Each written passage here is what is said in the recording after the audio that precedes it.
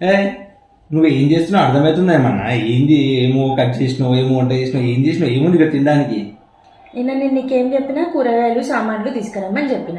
తెచ్చినావా? తేకపోతే గిట్లనే ఉంటుంది, తిను మరి. మీ దుంపలు మీరెక్కడ తయారయ్యారా?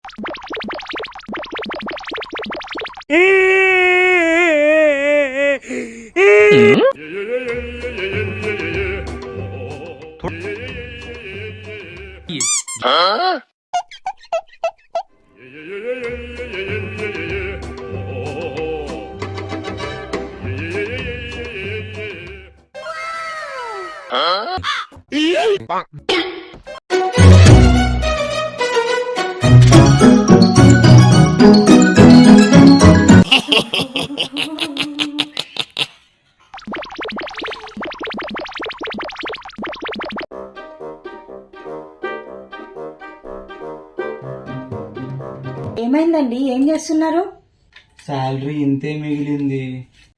నేను ఖర్చు పెట్టేంత వేగంగా మీరు సంపాదించట్లేదు మరి. ఏమే పక్కింటి ఆవిడికి తోడు కావాలంట, ఎల్లొస్తా మరి. ఏంటి బాబా అన్న? ఇంకోసారి అన్న ఎల్లొస్తా మరి. అట్ల కాడు ఇరుగుతుంది. ఆమె అడిగింది పాలల్లోకి తోడు, మిమ్మల్ని తోడు కాదు.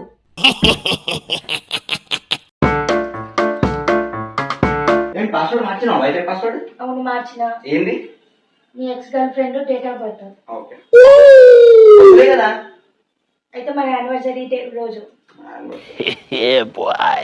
మన యానివర్సరీ ఎప్పుడు? ల్యాప్టాప్ తో కొడతా మొహం పగులుతుంది. మన యానివర్సరీ గుర్తులేదు కానీ X girl friend date of birth గుర్తుంది. ఏమని ఎక్కడున్నావు? ఏమని పనుకో.